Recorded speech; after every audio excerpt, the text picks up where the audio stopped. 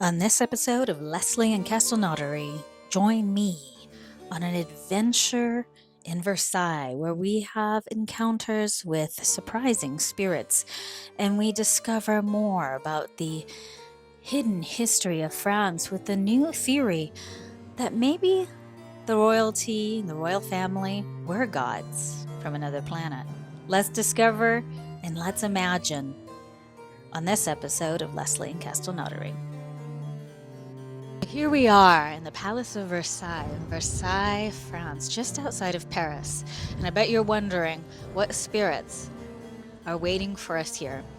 The first impression that I got outside was quite interesting and indicative of the political and financial history of France. And what I was being shown was the different kings lined up in a row and the massive influence of the Pope of the Roman Catholic Church. And what I was being shown was that the Pope, after the whole situation with England leaving and creating their own church, the Pope sent his own magistrates to survey and watch over the King of France. And a part of the reason why Spirit is telling me that they built all of this was so they could house everyone who was watching the king. And what the energy that I'm hearing is that this pissed off these kings to no end, being watched and being followed and financially being controlled, which was one of the reasons why there was a complete break with the Roman Catholic Church towards the end of this monarchy. Besides human impressions, you get a lot of animal impressions. What I'm getting here is a lot of horse energy. Somebody who's an equestrian myself, it was one of the impressions that I immediately picked up was the spirits and the energetic impressions of horses. And what you can see here is this courtyard, and through that gate, the horses came in with the carriages from across the street, which is where all the carriages and the horses were kept. And they came in here and picked up the king, and then they left and did their whole thing, the whole charade, if you could say. So not only are there human spirits, there's animal spirits.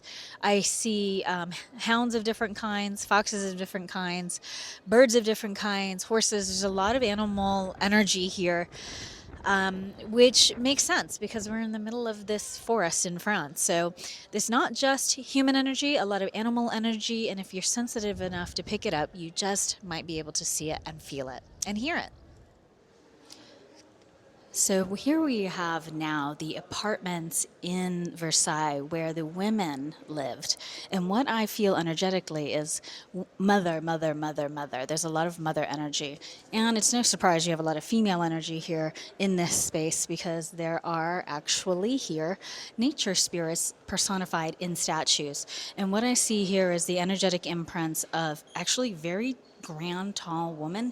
She has like a reddish brown hair, and she wears really big dresses, big outfits, and she feels to me like an energetic storm of a person. And there are swarms of people around her, and I feel like her energy is so big it scales this place. And I feel if we were to be picking up the correct energy, it would be that of the mother of the king. And it feels like to me, that of Louis the 15th's mother. That's the energy that I'm picking up right now. As you can see behind me, there's a portrait of this woman who I am talking about, Marie Adelaide de France, and her portrait is the very first room that you walk in after that grand foyer. So as you can see, she is the first female spirit to greet you and guide you as you walk into this palace.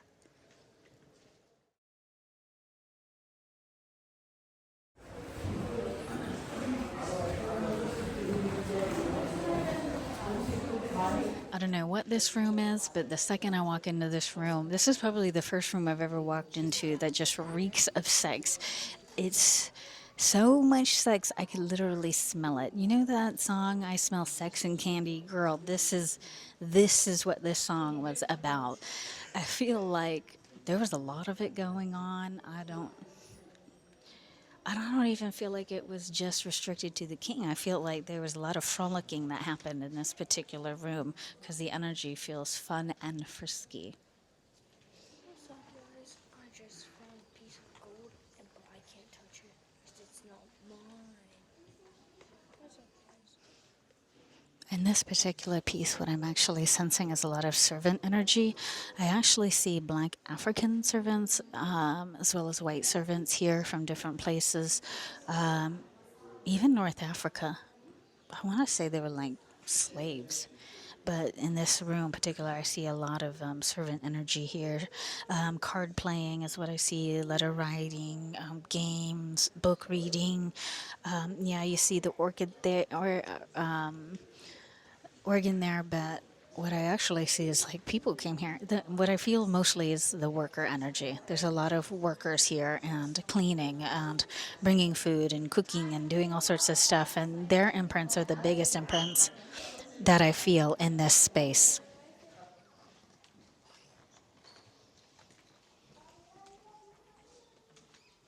In this particular room in the apartments where the women lived, I actually feel a lot of impressions from women from all over Europe. I feel Portugal, Spain, the Netherlands, Italy, just Hungary, just different places. And it's so funny because you see this place and it is a family home, but what they're showing me is that it was a mix of business and pleasure. It was literally work from home. I see these women receiving these guests as, oh, you're my friend and we're family, but it was like family they didn't know. And they're managing these guests in such a way to finesse them, to work them, to spoil them, to wow them, to impress them with their power and their resources to get their way. And it was a way of controlling resources and presence and power in the world as they knew it. But it was also bringing everybody in with other resources and turning them into family so that they could then be part of this empire. And the females played a very strong role in that on the female side because at the end of the day, they were birthing all of the future kings and queens and noblesses and nobles of France and Europe. So the woman's work is never over. It goes beyond just giving birth, but it is literally giving birth to the nation, to the kingdom.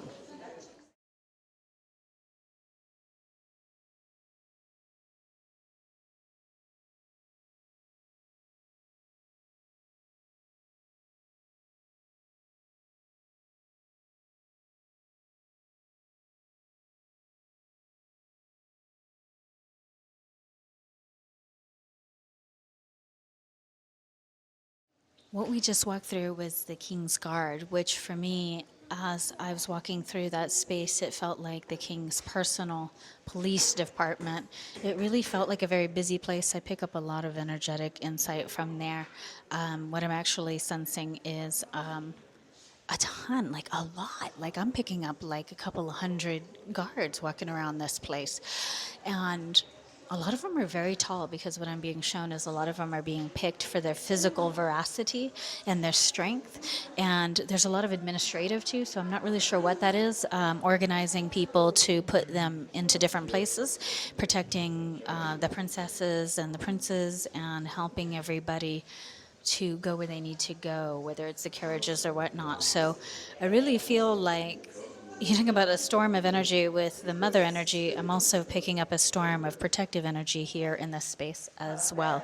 And those energetic imprints still remain, but I also feel like some of those spirits keep walking back and forth through these halls, back and forth and back and forth. What you're picking up in this room was, I feel like the office of the King's Guard because the energy that I pick up as soon as I walk into this space is that of spying. So part of the administrative, I think, is this essence of spying. And for some odd reason, I feel like you could walk through different walls and you can actually hear conversations. Honestly, it feels like surveillance. Part of it, I feel, is like people who are loyal to the king, and then some who are loyal to the Roman Catholic Church, and there's like this battle within, and I feel like this kind of like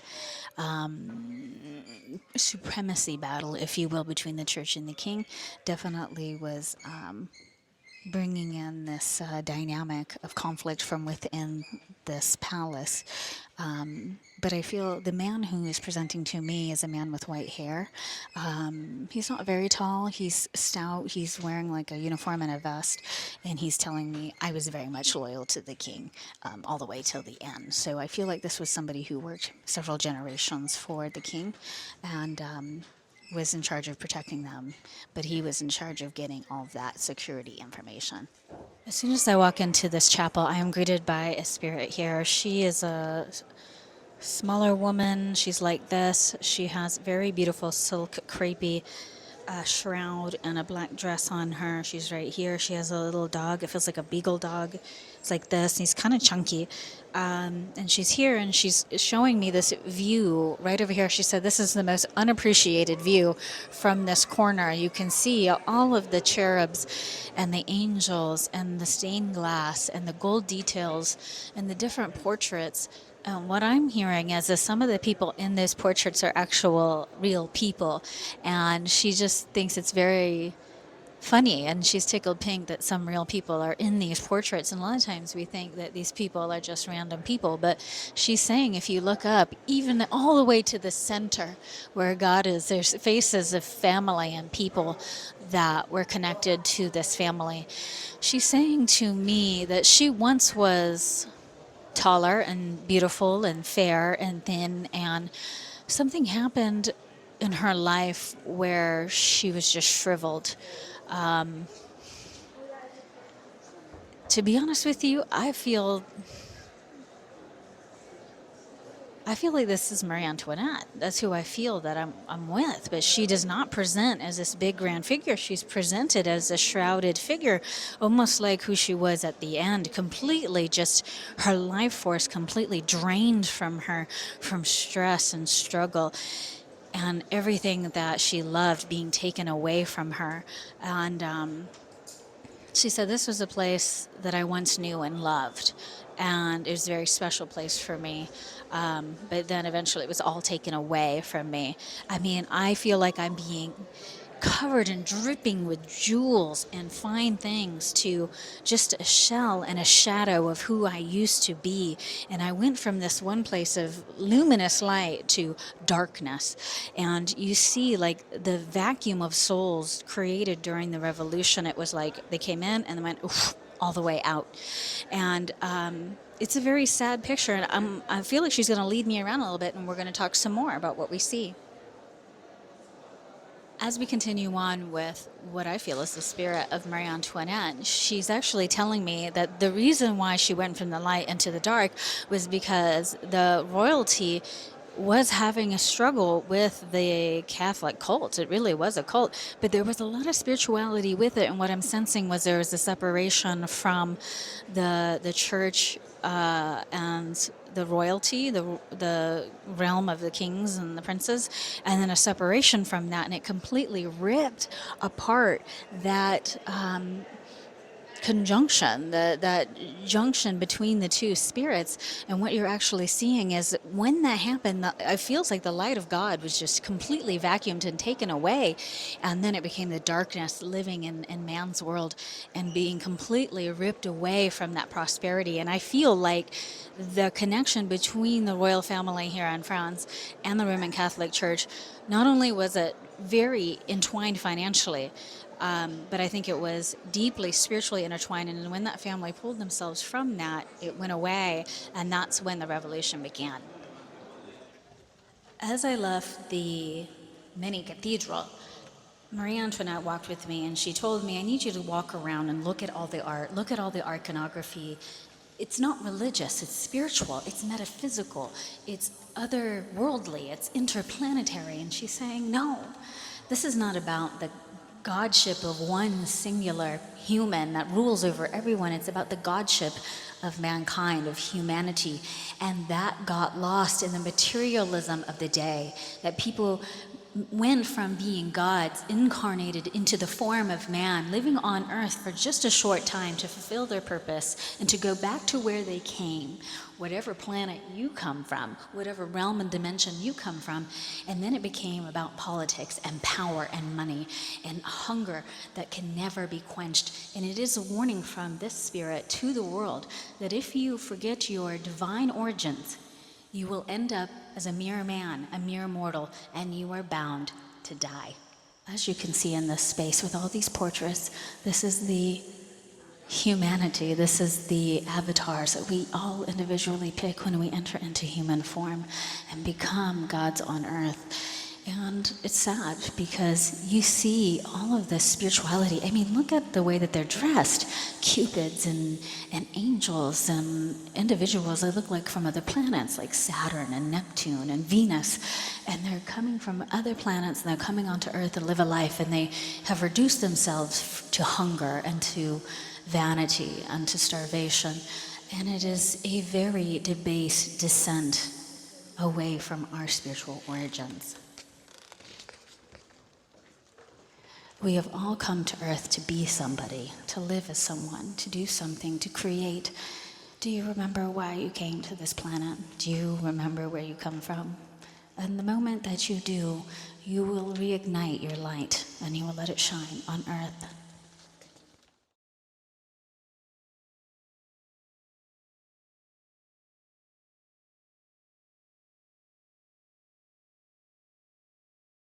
This room and the next room are perfect examples of this Venusian, Neptunian type of energy. Here, I feel like this is some kind of representation of where they came from. All the art here is a representation of their home and where they came from and what they're bringing to Earth. I know it sounds crazy, but what I'm hearing and feeling is like Earth is just a colony, and there are people from different planets and galaxies and dimensions who have come here and make this place their home. And this particular group of people became family, and they dwelt here and they lived here as long as they could. And then when that connection was severed from their home planet, their source, then everything started to crumble around them.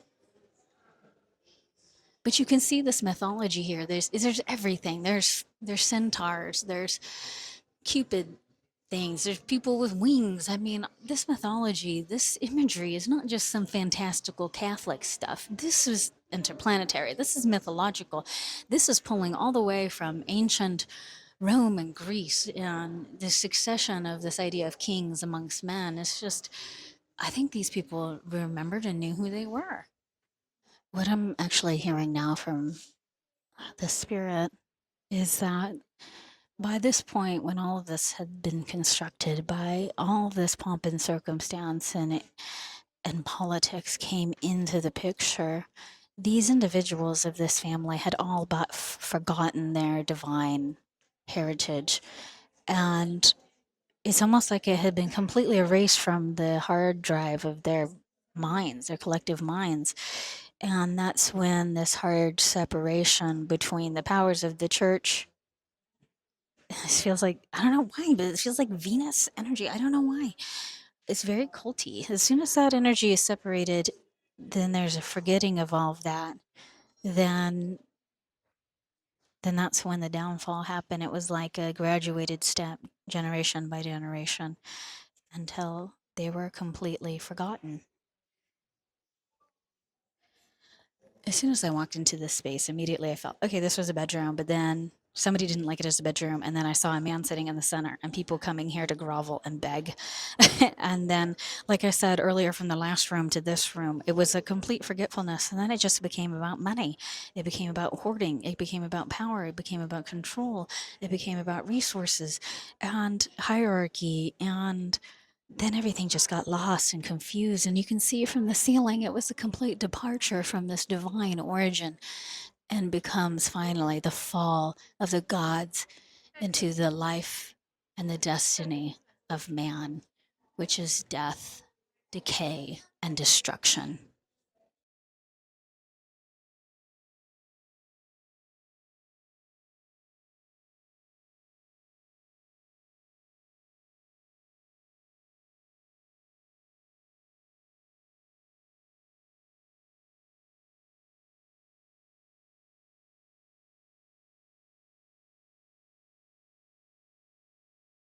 So in this room is actually the Queen's room. I didn't know this coming into it.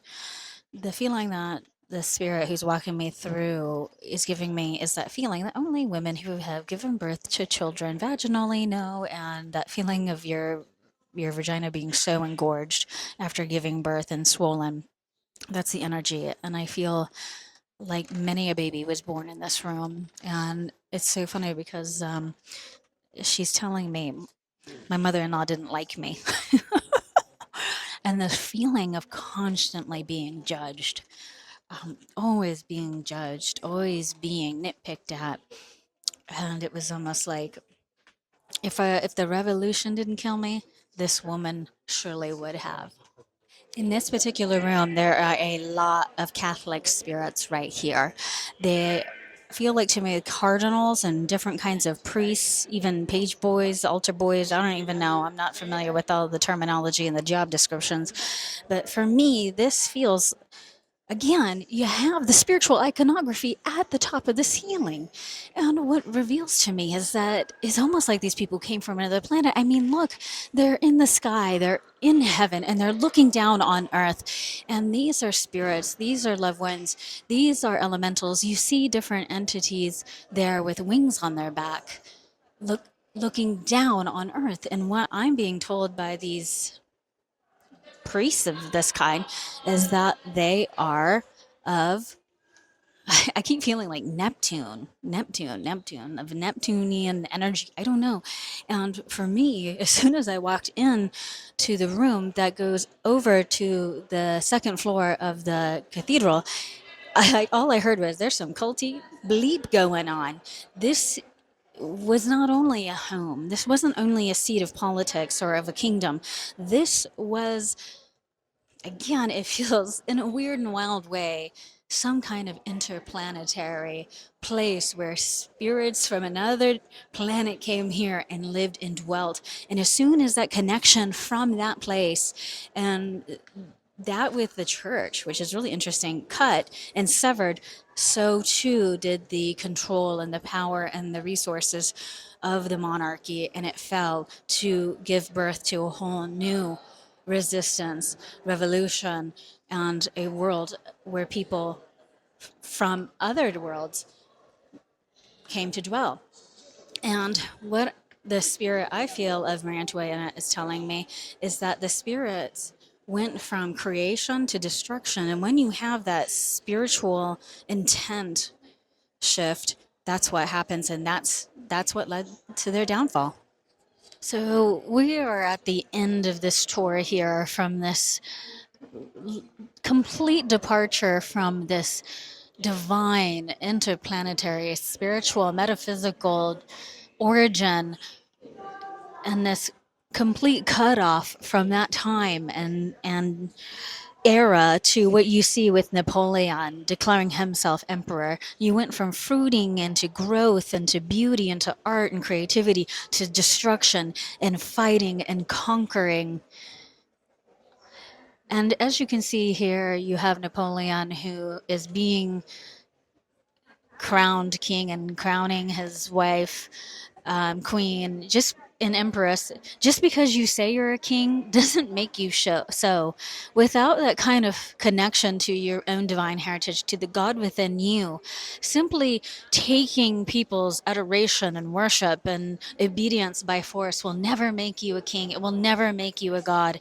And so you have this transition from this beautiful, creative, goddess-like imagery and origin to fighting and destruction and murder and death and decay and a struggle, an endless struggle for resources and power that is outside of you and that you will never have because it doesn't come from within you. And that, my friends, is Versailles. Here we are at the Hameau de la Reine at Versailles, and the spirit of Marie Antoinette, who again is very shrouded, she wears black, she is very much older here. The way she presents to me is that she has like her hair is like gray and all strung out and ringy and she wants to show me where she came to relax during her lifetime, which felt very short.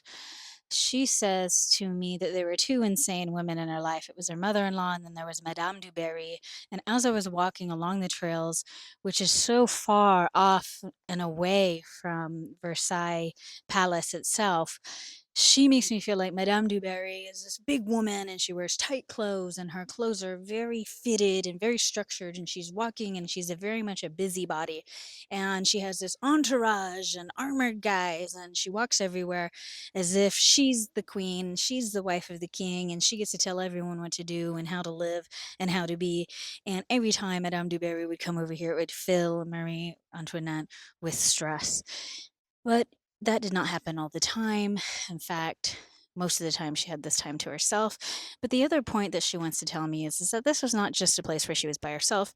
In fact, there was a ton of people around here who worked, bakers, cooks, chefs of different kinds making pastries. She's got me seeing gardeners and builders, and it was as if she was the only person that was running the show here. She was the mayor of her own town. And for a very short time, she got to live a dream and a fantasy. And the other thing she's telling me was that there was a period of time where she had bouts of depression. I feel like she's had miscarriages and lost babies. And then I feel like a child had died. So my sense is that she would come here for respite and to recover from the sense of mental illness. Depression is what I'm picking up. And it feels like to me that her husband and her family had built this for her so she could get away from the pressure and the stress of the other women and the church, really, because I also do see a heavy Catholic influence as well. But it's almost like they try to push that influence away. Um, but ultimately, I don't feel like they succeeded.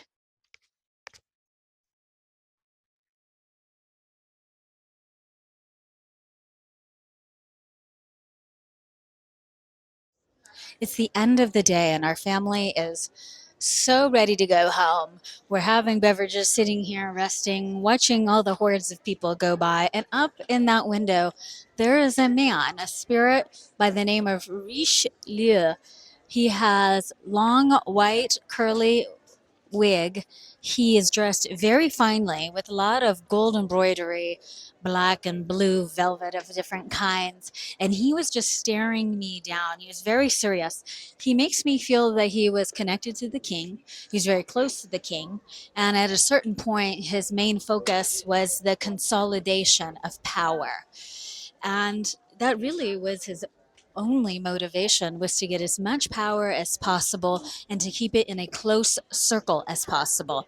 What I'm also hearing from this entity is that he really had salons, and in these salons he would have conversations with people and he would create mental traps for such individuals and kind of get them in trouble. And so the image that I'm seeing of him is he's playing chess with different players in the social group around the king and just slowly knock them off the playing board. And what you would actually find here is somebody who's very cunning, very sly, very slick, and always knew exactly what to say to the king to get him to do what he wanted to do. And that was kind of his life. For me, this was the only thing he had going on. There really wasn't much more than that. There wasn't really much more than the world that he lived in. And in a weird way, he makes me feel like he lived in the shadow of the king. And he makes me feel like if I live in the shadow of the king, then everybody below me lives in my shadow because of the light. So it was a very strange psychology for this individual, but it is one of those types of psychologies that you recognize. And so it's an interesting psychology for those individuals who live in the political sphere, in the royal sphere. But you could also apply that today in politics, as if I live in the sphere of the sun, and then everybody below me, they have to live in my shadow. And this is how he makes me feel. It wasn't the most contented life. He also makes me feel like he had skin issues and many mistresses, many lovers. And I don't feel like he died super old. So that's just kind of how he makes me feel. The psychology of the kings was something very interesting. They didn't call them the Sun King for no reason. In fact, what spirit shows me about these kings is that they felt that they were at the center of the world, center of the universe, the center of everything, and everything existed around them. The sun, the moon, the stars, the planets, people, everything existed around them and in their field.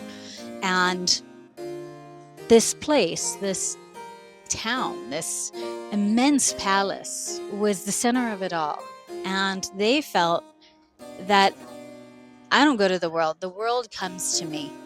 And so when you think about that, if you were the king of your world, maybe not the world that you live in, but your own world, think about that. What would it be like if you were the center of it all and if everything existed around you, but not to serve you, but was an outflowing of you? That's something to think about.